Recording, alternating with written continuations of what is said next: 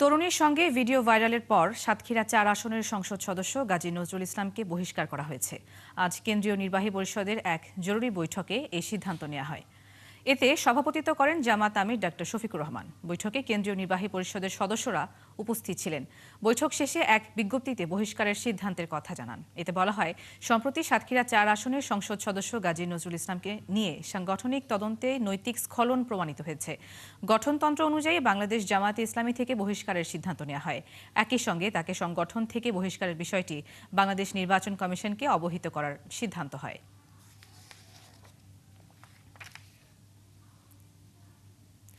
দর্শক, সাতক্ষীরা ৪ আসনের সংসদ সদস্য গাজী নজরুল ইসলামের বহিষ্কারের তথ্য নিয়ে আমরা আরও বিস্তারিত জানতে চাই। আমাদের সাথে যুক্ত হচ্ছেন সহকর্মী শাহেদুজ্জামান সাকিব। সাকিব, নানা ঘটনার পর এমন সিদ্ধান্ত আসলো, তো এই বিষয়ে জামাত ইসলামীর বৈঠক সহ সব মিলিয়ে আপনার কাছে আরও যা তথ্য আছে আমাদেরকে জানাবেন।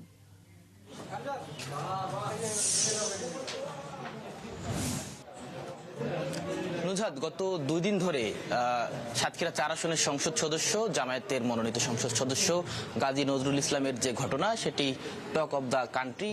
সামাজিক যোগাযোগ মাধ্যমে শুধু নয়, রাজনৈতিক অঙ্গনেও এটি নিয়ে নানা সমালোচনা চলছিল। এর মধ্যেই ইসলামী জরুরি নির্বাহী পরিষদ বৈঠক ডাকে। তবে এই বৈঠকের আগেও কিন্তু জামাত প্রাথমিকভাবে 2 সদস্য বিশিষ্ট একটি তদন্ত কমিটি করেছিল। সেই তদন্ত কমিটি সেই এমপি গাজী নজরুল ইসলাম এবং তার সঙ্গে জড়িত সেই তরুণী এবং গাজী নজরুল ইসলামের স্ত্রী এবং তার যে গাড়ির ড্রাইভার, যিনি এই ভিডিও ফাঁস করেছেন বলে তথ্য উঠে আসছে, তাদের বক্তব্য জামায়াতের পক্ষ থেকে নেওয়া হয়েছে। জামায়াত তাদের কাছে বিস্তারিত তথ্য জানতে চেয়েছিল। এরপরে সেই তদন্ত কমিটি একটি রিপোর্ট সাবমিট করে জামায়াতের নির্বাহী কমিটিতে।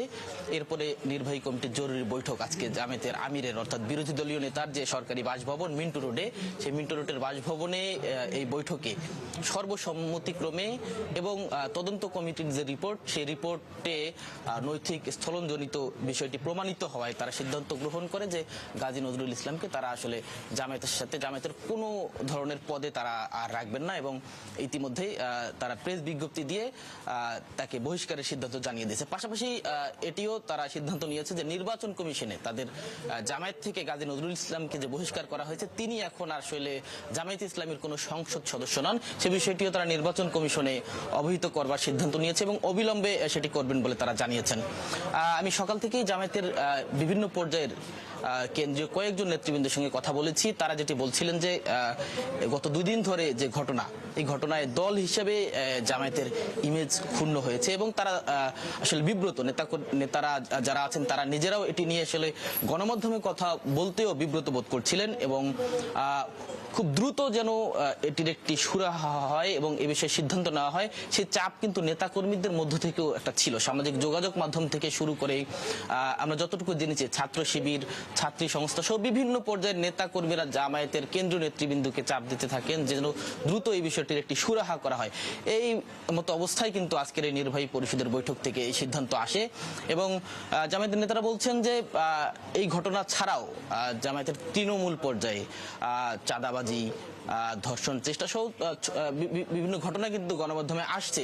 এসব ঘটনা যেন সামনে আর না হয় কিংবা এসব ঘটনা যেন দলকে আর বিব্রত করতে না পারে, সেজন্য আসলে কঠোর সিদ্ধান্ত, কঠোর অবস্থানে যাওয়ার নীতিগত সিদ্ধান্ত কিন্তু তারা ইতিমধ্যে নিয়েছেন এবং জামায়াতের কেন্দ্রীয় নির্বাহী পরিষদ থেকে এই বার্তাটি তৃণমূল পর্যায়ের সকল নেতাকর্মীর মাঝে পাঠানোর জন্য কিন্তু সিদ্ধান্ত নেওয়া হয়েছে।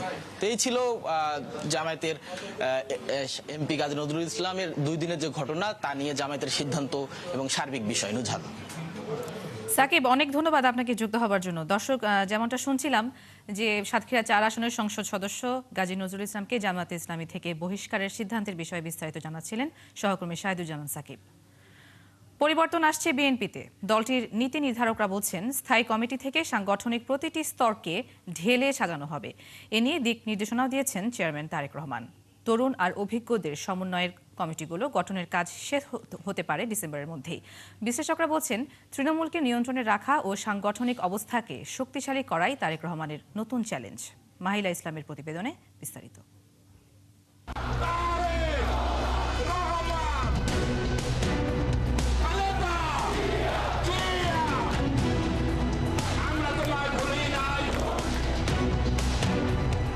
দলকে নতুনভাবে ঢেলে সাজাতে সাংগঠনিকভাবে আলাপ আলোচনা শুরু করেছে বিএনপির চেয়ারম্যান তারেক রহমান।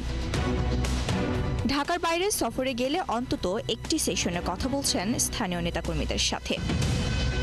সবশেষ তিনি আলোচনা করেছেন রংপুর বিভাগের কয়েকটি জেলা ইউনিটের সাথে।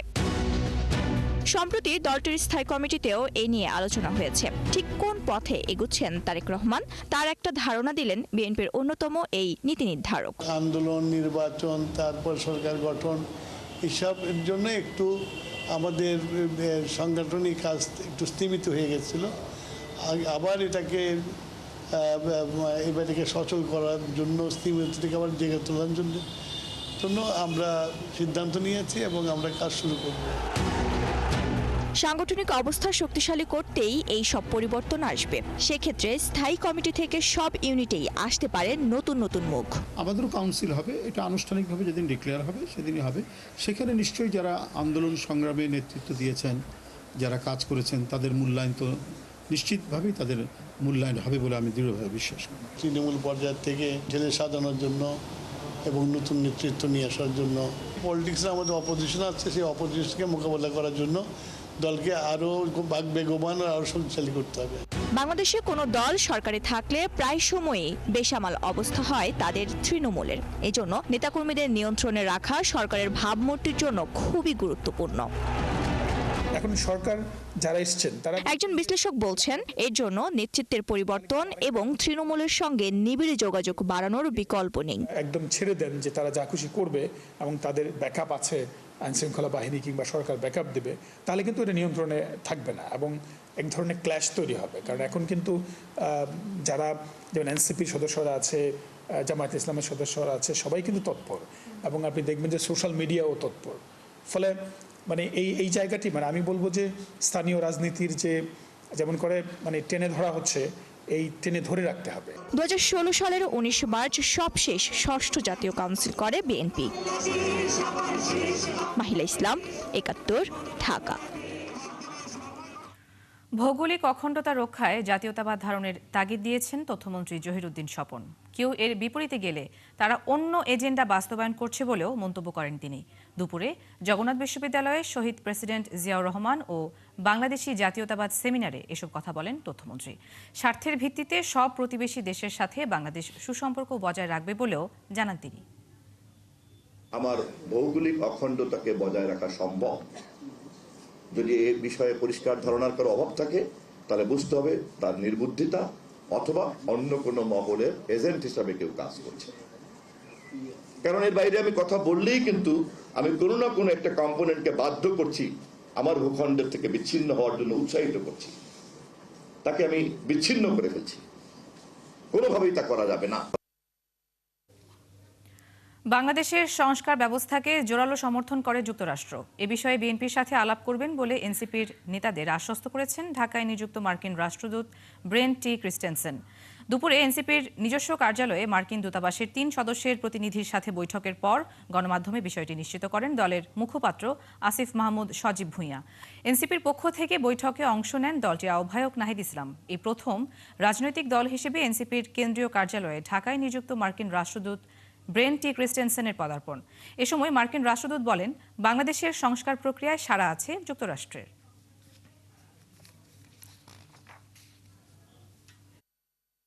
তারা এই রিফর্ম ইনিশিয়েটিভটাকে সাপোর্ট করেন। It should be done, but দেশের ইন্টারনালি কিভাবে হবে, কি হবে, পলিটিক্যাল পার্টি তারা এখানে কোনো পক্ষ নিতে আগ্রহী না as usual. But even trade এগ্রিমেন্টের ক্ষেত্র বা বেটার রিলেশনের ক্ষেত্রেও কিছু কিছু জায়গায় আপনারা জানেন যে ইউএস সহ বিভিন্ন দেশে বিভিন্ন ধরনের মতদর্শ থাকে, বোঝাপড়া থাকে। তো রিফর্মের ক্ষেত্রে তারা স্ট্রংলি এটাকে সাপোর্ট করেন এবং তারা এটার জন্য সরকার দল জামাতে ইসলামী এবং সবার সাথেই তারা এক ধরনের নেগোসিয়েশন এবং কথাবার্তার মধ্যে আছেন আর কি, এবং আমরা এই জন্য সাপোর্ট চেয়েছি। 2-1 দিনের মধ্যে দেশের পাম্পগুলোতে গ্যাস সংকট কেটে যাবে বলে আশ্বস্ত করলেন বিদ্যুৎ ও জ্বালানি মন্ত্রণালয়ের যুগ্ম সচিব মুনির হোসেন চৌধুরী। বুধবার সচিবালয়ে এক ব্রিফিংয়ে তিনি জানান, যান্ত্রিক ত্রুটির কারণেই এই মুহূর্তে গ্যাস সরবরাহ কম হচ্ছে। আগামী 2 মাসে জ্বালানি তেল নিয়ে সংকট হবে না বলেও আশ্বস্ত করেছেন তিনি। জানান 31 জুলাইয়ের মধ্যে 1,80,000 মেট্রিক টন ডিজেল আসবে দেশে। আমাদের জ্বালানি তেলের কোনো রকম সংকট আমাদের কাছে এই মুহূর্তে নেই। আমাদের আজকের দিনে ডিজেলের মজুদ আছে প্রায় 31 দিনের, অকটেন আছে 36 দিনের, পেট্রোল আছে 20 দিনের, ফার্নেস অয়েল আছে 25 দিনের এবং জেট ফুয়েল আছে 20 দিন। ফলে নর্মালি আমাদের যা থাকার কথা তার চেয়ে অনেক বেশি। আর আমাদের সাপ্লাই চেইনে পর্যাপ্ত সাপ্লাই চেইন আছে আমাদের, যেটা দিয়ে আমাদের আগামী জুলাই অগাস্ট মাস পর্যন্ত আমাদের কোনো সমস্যা নেই। এদিকে শিল্প কারখানায় গ্যাস না পাওয়ায় বড় ধরনের হতাশা তৈরি হচ্ছে বলে জানিয়েছেন মেঘনা গ্রুপ অফ ইন্ডাস্ট্রিজের চেয়ারম্যান মোস্তফা কামাল। জ্বালানি নিরাপত্তা ও রূপান্তর পলিসি নিয়ে এক আয়োজনে তিনি বলেন, জ্বালানি নিয়ে এক ধরনের নিরুপায় অবস্থায় রয়েছে প্রতিষ্ঠানগুলো। অন্যদিকে জ্বালানি বিশেষজ্ঞ মোহাম্মদ তামিম বলেন, বাংলাদেশের পুরোপুরি জ্বালানি স্বনির্ভর হওয়ার সম্ভাবনা নেই, তাই সংকট সমাধানে মনোযোগ বাড়াতে হবে নবায়নযোগ্য জ্বালানিতে। এ সময় উদ্যোক্তা বান্ধব জ্বালানি নীতিমালা প্রণয়নে সরকারের প্রতি আহ্বান জানিয়েছেন ব্যবসায়ীরা।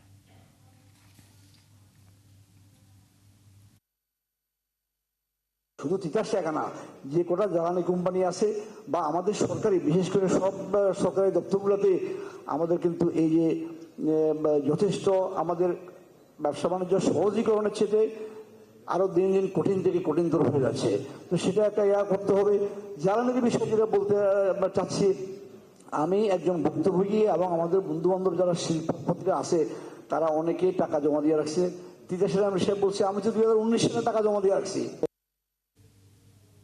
জাতীয় অর্থনৈতিক পরিষদের নির্বাহী কমিটি একনেক সভায় উত্থাপিত 9টি প্রকল্পের মধ্যে 8টিতে অনুমোদন দেওয়া হয়েছে। খরচ ধরা হয়েছে 14,000 কোটি টাকা। বুধবার সকালে সচিবালয়ে প্রধানমন্ত্রী তারেক রহমানের সভাপতিত্বে একনেক বৈঠকের পর এই সিদ্ধান্তগুলো জানান পরিকল্পনা প্রতিমন্ত্রী জুনায়েদ সাকি।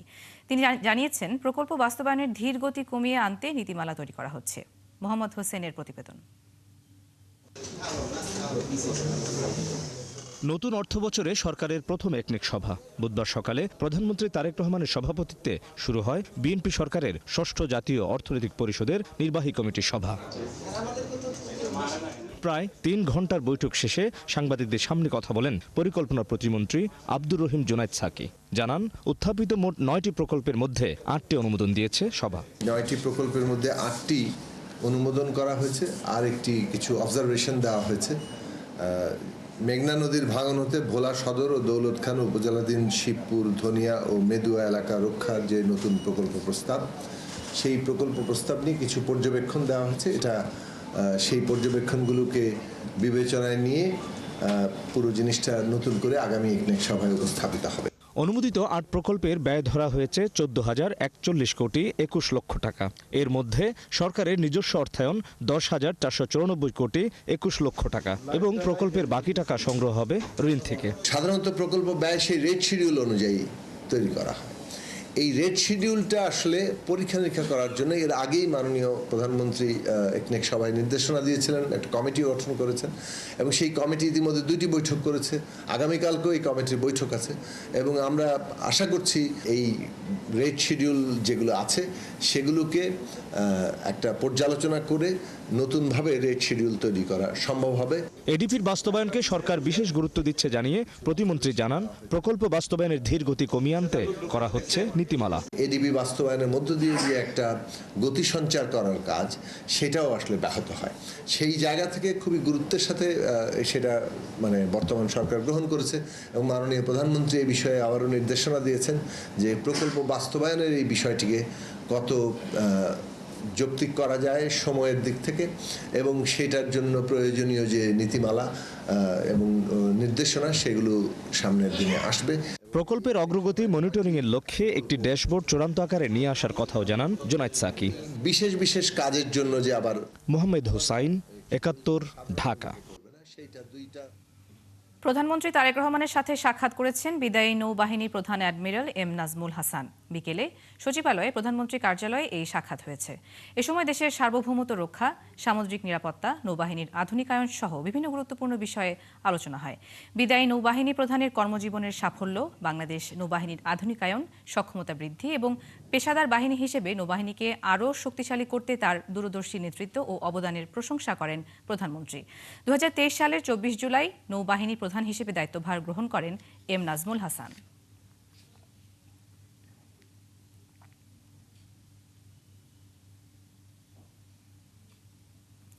2027 সালে বেসরকারি ব্যবস্থাপনায় 3টি হজ প্যাকেজ ঘোষণা করেছে Hajj agencies association of Bangladesh HAAB. এতে সর্বোচ্চ ব্যয় প্রায় 8 লাখ টাকা ও সর্বনিম্ন 5 লাখের বেশি ধরা হয়েছে। বুধবার রাজধানীর নয়াপল্টনে একটি হোটেলে হাবের নেতারা এই প্যাকেজ ঘোষণা করেন।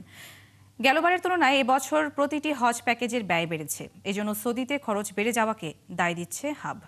নূর নবী সরকারের প্রতিবেদন।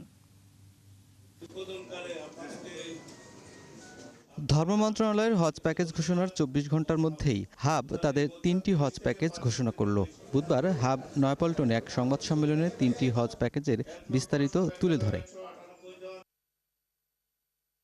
তাতে সর্বোচ্চ প্যাকেজ ব্যয় প্রায় 8 লাখ টাকা ও সর্বনিম্ন 5 লাখের বেশি।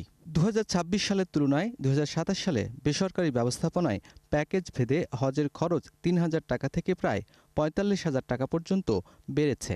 বিশেষ হজ প্যাকেজ 7,91,60 টাকা 22 পয়সা। আর 2 নম্বর যেটা হজ প্যাকেজ 2 নম্বর যেটা সাধারণ সর্বমোট মূল্য হচ্ছে 5,95,580 টাকা 28 পয়সা। 3 নম্বর যেটি সাশ্রয়ী মূল্য যে একটা প্যাকেজ সরকারের সাথে আমরা বান্ধবী করেছি, সেটার সর্বমোট মূল্য হচ্ছে 5,13,545 টাকা 6 পয়সা।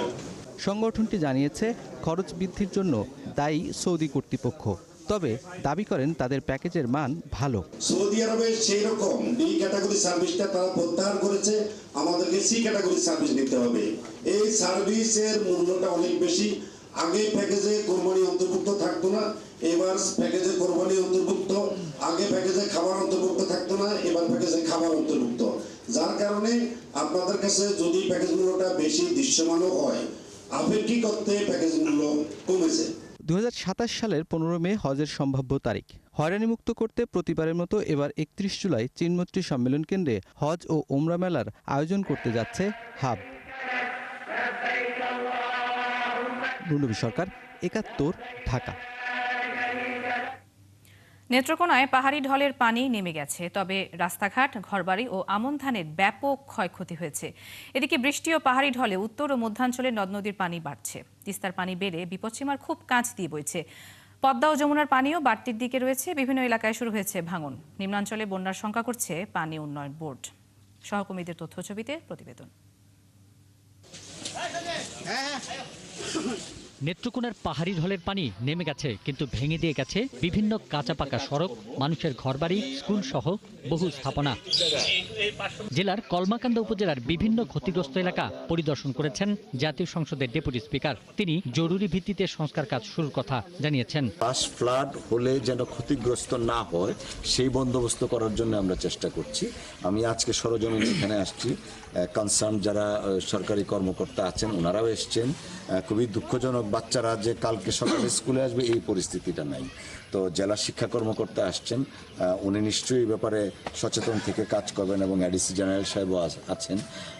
আমরা যেটা চেষ্টা করব রাজনৈতিক দৃষ্টিকোণ থেকে যদি বলি, এলাকার জনপ্রতিনিধি হিসেবে আমার প্রথম কাজ হবে নেক্সট ফ্লাশ ফ্লাডের আগে যেন একটা প্রটেক্টিভ মেজার আমরা নিতে পারি। টানা বৃষ্টিতে গাইবান্ধার পলাশবাড়িতে তীব্র আকার ধারণ করেছে নদী ভাঙন। ক্ষতিগ্রস্ত এলাকায় সহযোগিতার আশ্বাস দিলেন উপজেলা নির্বাহী কর্মকর্তা। আর পানি উন্নয়ন বোর্ড বলছে মন্ত্রণালয়ে চাহিদাপত্র অনুমোদনের জন্য পাঠানো হয়েছে। খোঁজ খবর নিয়ে কি ক্ষয়ক্ষতি হয়েছে তাদের সেই ক্ষয়ক্ষতি নিরূপণের জন্য এবং সহযোগিতা যা প্রয়োজন আমরা উপজেলা প্রশাসন থেকে করব। লালমনিরহাটে নদ নদীর পানি বাড়ার সঙ্গে সঙ্গে নিম্নাঞ্চল তলিয়ে যাচ্ছে। অনেক এলাকায় দেখা দিয়েছে ভাঙন। পানি উন্নয়ন বোর্ডের নির্বাহী প্রকৌশলী জানিয়েছেন, পানি বৃদ্ধি এবং কমার কারণে এই ভাঙন। ঠিকভাবে থাকতে পারি না, রান্না বান্না করতে পারি না, প্রত্যেক দিন আবার শুকনা মানে চিরা মুড়ি খেয়ে থাকি। এদের যে সমস্যাটা হয়, এরা কোথাও যেতে পারে না। পানি যখন ওঠে এরা গরু ছাগল নিয়ে সমস্ত রাস্তা উঠে লাগে। বুধবার সকালে নীলফামারীর ডালিয়া পয়েন্টে তিস্তার পানি বিপদসীমার মাত্র 1 থেকে 2 সেন্টিমিটার নিচ দিয়ে প্রবাহিত হয়। খুব দ্রুত নেমে যাচ্ছে, আরও নামবে। ফরকাস্ট বলতেছে, আমার মতে এটা নিয়ে আর তো চিন্তা করার কোনো কারণ নেই। সিরাজগঞ্জে যমুনার পানি বাড়লেও এখনও ঝুঁকি তৈরি হয়নি। কোনো কোনো এলাকায় শুরু হয়েছে ভাঙন। পটুয়াখালীর কলাপাড়ায় টিয়াখালী নদীর পানির তোরে ধানখালীর মধ্য লোন্দা গ্রামের এক স্লুইস গেট সহ সড়ক দেবে গেছে, বন্ধ হয়ে গেছে পানি নিষ্কাশন। পিন্টু হাজং, ৭১। যমুনার স্রোতে ভাঙন কবলিত টাঙ্গাইল তারাকান্দি আঞ্চলিক সড়ক রক্ষায় জিওব্যাগ ফেলছে পানি উন্নয়ন বোর্ড। বন্ধ রয়েছে ওই সড়কের যানবাহন চলাচল। এলাকার লোকজন আরও জানান, মাসখানেক ধরে ভাঙন চলছে, তবে শুরুতে ব্যবস্থা নেওয়া হলে পরিস্থিতি এমন হতো না। এম এ রাজ্জাকের তথ্য ও ছবিতে প্রতিবেদন। মঙ্গলবার রাত ৩টার দিকে গোপালপুর উপজেলার শাখারিয়া এলাকায় যমুনা নদীর প্রায় ৬০ মিটার অংশে ভাঙন শুরু হয়। এতে টাঙ্গাইল তারাকান্দি সড়কে সকল ধরনের যান চলাচল বন্ধ রাখা হয়েছে। রবিবার ভাঙন শুরু হলে এলাকার লোকজন নিজেরাই প্রতিরোধের চেষ্টা করে। নদীর স্রোত কমাতে ফেলা হয় গাছের বড় বড় গুঁড়ি। পরে একদিনের ব্যবধানে ভাঙন কবলিত জায়গার পাশে নতুন করে ভাঙন শুরু হয়। ভালোভাবে নদীর কাছে আর শক্ত করে বাঁধতে হবে, টানা বাঁধিলে পারে এই আস্তে আস্তে ধুসে যায়, রাস্তা সব ভেঙে চুরমার হয়ে যাবে। দেশর এলাকা খুব নিরীহ লোক, এগো যাওয়ার মতো কোনো জায়গা নাই। এটা ভাঙলে শুধু গোপালপুর উপজেলাটা ক্ষতি হবে না, টাঙ্গাইল জেলা গোপালপুর, বহপুর, ঘাটাইল, মধুপুর পুরা বিস্তীর্ণ এলাকা পানির নিচে ডুবে যাবে। এলাকার লোকজন জানান, মাসখানেক ধরে ভাঙন চলছে। প্রথমেই ভাঙন রোধে ব্যবস্থা নেওয়া হলে এমন পরিস্থিতি হতো না। সড়কটি ভেঙে গেলে যোগাযোগ বন্ধ সহ ক্ষতিগ্রস্ত হবে হাজারো পরিবার। যদি এখানে কোনো কারণবশত ভেঙে যায় তাহলে মুহূর্তের মধ্যে গোপালপুর পর্যন্ত পানি পৌঁছে যাবে, অনেক বাড়িঘর ক্ষতিগ্রস্ত হবে। বাড়ি ঘর, আবাদি ফসল, যত পুকুর মাছ সরকার হিসাব করে হারাবো না, এই সড়কটা ভেঙে যায়। টাঙ্গাইল পানি উন্নয়ন বোর্ডের নির্বাহী প্রকৌশলী জানিয়েছেন, ভাঙন রোধে জিও ব্যাগ ফেলার কাজ শুরু হয়েছে, দ্রুতই কাজ শেষ হবে। রবিবারে ভাঙন শুরু হওয়ার পর থেকে আমরা ওই নলিনবাজার এলাকায় জিও ব্যাগ ডাম্পিং কাজ শুরু করি। পরবর্তীতে সোমবার দিবাগত রাতে পুনরায় নতুন করে 50 মিটার এলাকায় আকস্মিক ধসে পড়ে। ফলশ্রুতিতে আমরা ভোর থেকে আমরা আবার পুনরায় জিও ব্যাগ ডাম্পিং করি। এদিকে ভাঙনের কারণে আতঙ্কে রয়েছে এলাকার মানুষ। ভাঙন এলাকার অনেকেই সরিয়ে নিচ্ছেন মালামাল। বনশ্রী হালদার, ৭১। রাজধানীর কামরাঙ্গীরচর এলাকায় একটি বাসায় ডাকাতির ঘটনায় মূল পরিকল্পনাকারী হিসেবে এক গৃহবধূ সহ 4 জনকে গ্রেফতার করেছে পুলিশ। গ্রেফতারদের কাছ থেকে লুণ্ঠিত টাকা ও স্বর্ণালংকারের একটি অংশ উদ্ধার করা হয়েছে। বুধবার সকালে ডিএমপির মিডিয়া সেন্টারে সংবাদ সম্মেলনে পুলিশ জানায়, গত 18 জুলাই কামরাঙ্গীরচর এলাকায় 10তলা ভবনের 5 তলার একটি বাসায় ডাকাতির ঘটনার তদন্তে নেমে প্রথমে সজীব নামে একজনকে গ্রেফতার করা হয়। পরে তার দেওয়া তথ্যের ভিত্তিতে মূল পরিকল্পনাকারী গৃহবধূ জেসমিন সহ আরও 3 জনকে আটক করে পুলিশ। পুলিশের দাবি, জেসমিন ওই ভবনের 7ম তলার বাসিন্দা হওয়ায় ভবনটিতে নিয়মিত যাতায়াত ছিল, সেটি কাজে লাগিয়ে ডাকাতির পরিকল্পনা করে। ডাকাত দলের সঙ্গে যোগাযোগ করে তাদের ভবনে প্রবেশ ও বের হয়ে যেতে সহায়তা করে জেসমিন। এমনকি ঘটনার পর সন্দেহ এড়াতে ভুক্তভোগীদের সান্ত্বনা দেয়। পুলিশ জানায়, এ ঘটনায় 8 জন জড়িত। সবাইকে গ্রেফতারে অভিযান অব্যাহত রয়েছে।